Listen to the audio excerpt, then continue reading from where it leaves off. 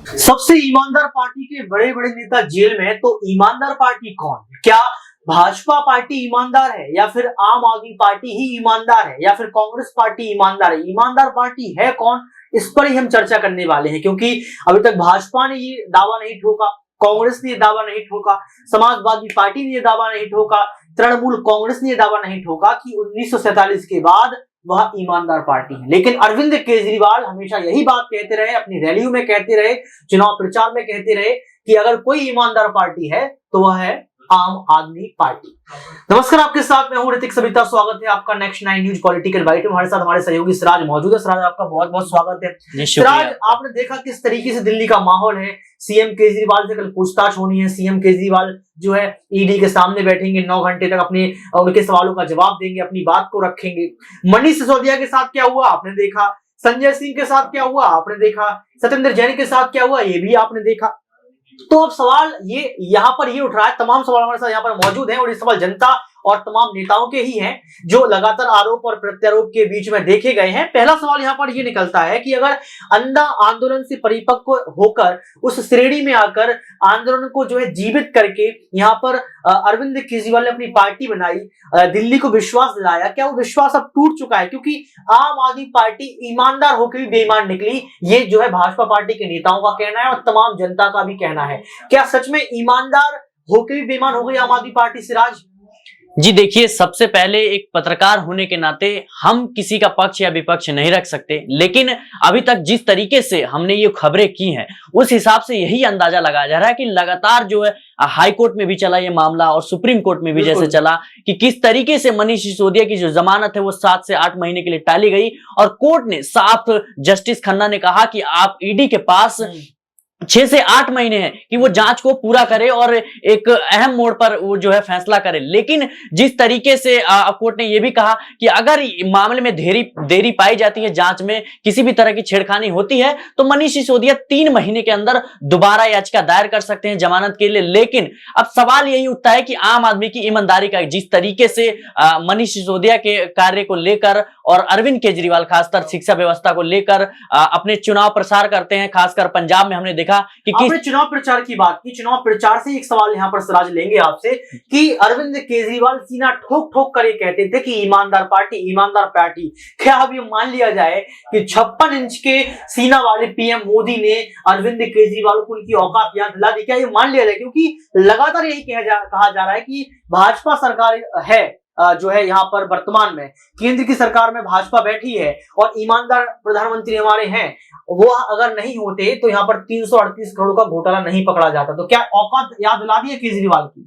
जी देखिए, हमें इस खबर को जो है बिल्कुल हम भूल नहीं सकते कि किस तरीके से हमने खबर की कि ईडी जो है वो अभी सबूत पेश नहीं कर पाई है। ऐसे में कोर्ट ने भी अभी जो समय दिया है जांच के लिए, रिमांड की डेट बढ़ाई है, तो जब तक किसी पे यह आरोप सिद्ध नहीं हो जाता खासकर कोर्ट के द्वारा, तो हमें किसी के ऊपर जो है उंगली नहीं उठाना चाहिए। लेकिन हमें यह भी ध्यान रखना चाहिए कि बीते कुछ दिनों में जिस तरीके से कार्रवाई हुई विपक्ष के नेताओं पर, तो इसको जो है चुनाव से लेकर जरूर देखा जाता है। आपको ही पता होगा कि आज भारत जैसे देश में जिस तरीके से चुनाव नजदीक आते हैं उसी तरीके से जो है तमाम मुद्दे दब जाते हैं और विपक्ष के जो नेता हैं, खासकर अब जैसे हमने देखा संजय सिंह के मामले में, आपने देखा होगा कि किस तरीके से संजय सिंह जो है संसद में लगातार मोदी अडानी का मुद्दा जो है उठा रहे थे, पहलवानों का मुद्दा उठा रहे थे, खासकर मणिपुर किस तरीके से विश्व में तो आपको लगता नहीं कि मोदी अडानी का मुद्दा उठाया तो अपने बचाव के लिए उठाया? क्योंकि आप देखिए संजय सिंह भी जेल में है, मनीष सिसोदिया भी जेल में, सब तो जेल में है। अब तो केजरीवाल का भी नंबर लगने वाला है, ये कहा जा रहा है। यहाँ पर आपको याद होगा कुमार विश्वास ने भी एक बात कही थी। कुमार विश्वास केजरीवाल के अच्छे मित्र रहे।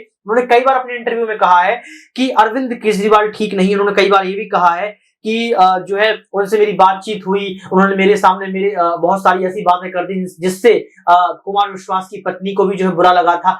क्या आपको लगता है कि कुमार विश्वास जो दावा ठोकते रहे, उन पे आरोप लगाते रहे, पोल खोल हल्ला बोल करते रहे, अब वो हकीकत में बदलता हुआ नजर आ रहा है? सिराज जी देखिए, अगर कुमार विश्वास ऐसा कहते हैं तो कहीं ना कहीं जब वो अरविंद केजरीवाल के साथ थे तो अगर केजरीवाल जो है बेकार थे तो फिर उनके साथ थे ही क्यों। अगर फिर आपने उसका साथ छोड़ दिया, उनका साथ छोड़ दिया, उसके बाद जो है सारी चीजें बाहर खुल के आती हैं। तो ऐसे कुमार विश्वास ने तो भ्रष्टाचार का ही साथ छोड़ा ना भैया। भ्रष्टाचार के आरोप तो कुमार विश्वास ने लगाए थे, पहले भी लगे थे, यहाँ पर अरविंद केजरीवाल पर कई बार लग चुके हैं, भाजपा लगा चुकी है। तो आपको लगता नहीं कुमार विश्वास अगर यहाँ पर अलग हुए तो दलदल से दूर हो गए? जी देखिए, जब कुमार विश्वास ने या कोई भी नेता जब किसी पार्टी को ज्वाइन करता है, उसमें शामिल होता है, तो उसकी कई सारी उम्मीदें होती हैं। लेकिन अगर कहीं ना कहीं ये अंदेशा लगाया जा सकता है, ये बात सुनो जो लगातार आरोप लग रहा है सिराज। सवाल ये उठ रहा था कि 338 करोड़ का घोटाला करने वाला ईमानदार ही बेईमान है क्या? सवाल तो ये, क्योंकि ये सवाल सामने आया इसमें कि क्या 338 करोड़ का घोटाला करना ही ईमानदारी है, और अगर यही ईमानदारी है तो क्या यही बेईमानी है? जी देखिए, हमें ये ध्यान में रखना चाहिए कि ईडी अभी जांच कर रही है और अभी कोई ऐसा पुख्ता सबूत नहीं पेश कर पाई है जिससे आम आदमी पार्टी या केजरीवाल, मनीष सिसोदिया, सत्येंद्र जैन जिन पे आरोप सिद्ध हो सके। ऐसे में जो है याचिका खारिज कर दी सुप्रीम कोर्ट से सिराज, आपने खुद देखा जी। 3 महीने तक याचिका दायर नहीं कर सकते हैं।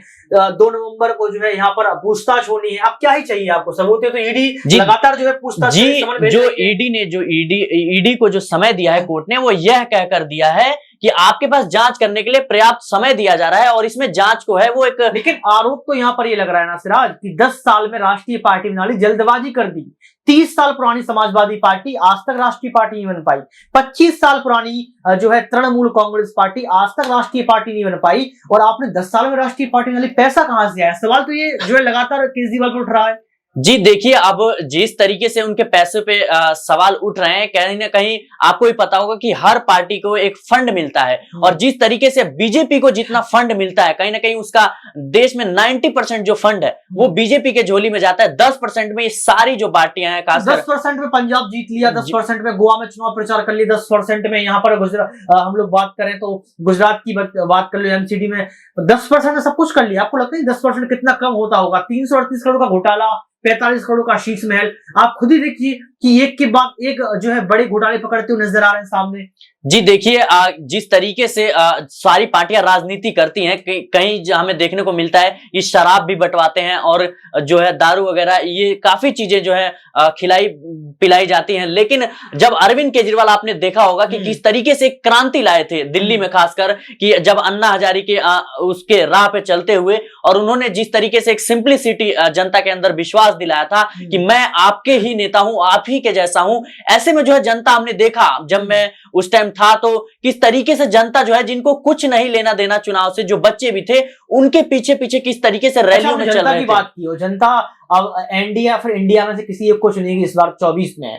तो सवाल ये उठ रहा था कि अगर केजरीवाल ईमानदार होकर भी बेईमान और भ्रष्टाचारी हैं तो इंडिया गठबंधन क्या है? इंडिया गठबंधन का हिस्सा केजरीवाल है, तो क्या ये दाग अब इंडिया गठबंधन पर भी लग जाएगा कि वो भी भ्रष्टाचार और बेईमान है? क्योंकि पीएम मोदी कई बार कह चुके हैं कि जो इंडिया गठबंधन हुआ है वो भ्रष्टाचारियों का सम्मेलन है सिराज। ये बात पीएम मोदी कही है। जी, पीएम मोदी तो बहुत कहते हैं, 14 लाख की बात भी गई थी। हाँ। तो 14 लाख कहाँ है वो दिखा दें। और रही बात इंडिया गठबंधन की, तो कहीं ना कहीं कोई भी जो पार्टी है राजनीतिक रूप से उसे कभी भी एक ताली ठोक के खुद को ईमानदार नहीं कह सकती, क्योंकि कहीं ना कहीं छोटे जो मंत्री होते हैं वो कहीं ना कहीं घोटाले में सम्मिलित होते हैं, भले जो पार्टियां वो खुलकर सामने ना आए। लेकिन हमने देखने को मिला कि किस तरीके से असम की बात करें हम, जो कांग्रेस में थे हिमंत बिश्व शर्मा, और किस तरीके से कार्रवाई का नाम लेते हैं प्रधानमंत्री नरेंद्र मोदी, और अगले ही दिन रातों रात में जो है वो बीजेपी में शामिल हो जाते हैं, और किस तरीके से उनके सारे गुनाह है, सारे आरोप है जो एकदम खारिज हो जाते हैं, खत्म हो जाते हैं। हम हाल ही में अभी देखेंगे कि किस तरीके से जो है अभी महाराष्ट्र में हमें देखने को मिला अजीत पवार एनसीबी तोड़कर जो है और कुछ विधायकों के साथ और किस तरीके से चले गए। यही हाल जो है अब बिहार में भी होने की कोशिश की जा रही थी। आपने टूट फूट की बात कर दी, तो क्या भाजपा का ये सपना है कि केजरीवाल की पार्टी को तोड़कर उनको अपनी पार्टी में जो है सम्मिलित कर लें, या फिर केजरीवाल की पार्टी जो है आम आदमी पार्टी, उसके सबसे बड़े जो नेता रहे हैं उनको पार्टी में शामिल कर लिया? क्या ये सपना भाजपा का है वर्तमान में? जी, शामिल करने को तो लेकर नहीं कहा जा सकता, ये जरूर कह सकते हैं कि केजरीवाल को जो है इंडिया गठबंधन से कहीं ना कहीं केजरीवाल हटते हैं, इसमें भी जो है बीजेपी को काफी फायदा हो सकता है। क्योंकि रही बात शामिल होने की, तो बीजेपी को ये अच्छे से पता होगा कि जो बीजेपी की रणनीति हो खासकर जाति धर्म से लेकर जो है देखी जाती है, उसकी राजनीति अलग है और बीजेपी का जो वोट बैंक है वो एक पुख्ता वोट बैंक है, वो कहीं हिलता तो नहीं है। अंतिम सवाल मेरा यही रहेगा कि सबसे ईमानदार पार्टी के नेता अगर जेल में हैं, तो सबसे ईमानदार पार्टी कौन है? आपको लगता है कि अब आम आदमी पार्टी ईमानदार पार्टी कही जाएगी, या फिर कोई और आपके सामने विकल्प है जो आपको लगती है कि ईमानदार पार्टी है ये? जी देखिए, राजनीति में पूर्ण रूप से किसी को भी ईमानदार नहीं कहा जा सकता, क्योंकि हालांकि मैंने पहले ही बताया कि किस तरीके से जो है छोटे मंत्री भी या तमाम तरह की चीजें होती हैं जो अंदर ही अंदर चली रही होती हैं। लेकिन आम आदमी पार्टी अभी एक नई पार्टी है, क्योंकि अभी इस पे उतना इल्जाम नहीं लगा सकते, क्योंकि जब तक हमें जो है जांच पूरी तरीके से नहीं हो जाती और कोर्ट का फैसला नहीं आ जाता, ऐसे में जो है हमें नहीं कहना चाहिए। लेकिन जो है हमें यह भी ध्यान में रखना चाहिए कि देश में जो है चुनावी माहौल के अंदर आरोप प्रत्यारोप चलते रहते हैं और जो विपक्ष और पक्ष के नेता हैं वो एक दूसरे पे आरोप लगाते रहते हैं। ऐसे में जो है हमें किसी को भी किसी की बातें सुनकर और किसी पार्टी पे उंगली उठाना, किसी इंसान पे उंगली उठाना है, मुझे लगता है ये सही चीज नहीं है। हमें कोर्ट का जो है, सुप्रीम कोर्ट जो सर्वोच्च अदालत है, उसके फैसला का हमें इंतजार करना चाहिए। तो हमारे साथ हमारे सहयोगी सिराज थे, उन्होंने अपनी बात को रखा और ये बताया कि राजनीति में जो है आरोप और प्रत्यारोप का दौर लगता रहता है। हम ऐसे कैसे कह सकते हैं कि कौन ईमानदार है और कौन बेईमान है? लेकिन आपकी नजरों में क्या आम आदमी पार्टी अभी भी ईमानदार है, या फिर अगर ईमानदार नहीं है तो ऐसी कौन सी पार्टी है जिस पर आपका भरोसा जो है टिक रहा है? 24 का चुनाव भी नजदीक है, कमेंट बॉक्स में आप जरूर बताएं। आज के इस खास प्रोग्राम बस इतना ही। देखते रहिए नेक्स्ट 9 न्यूज पॉलिटिकल बाइट।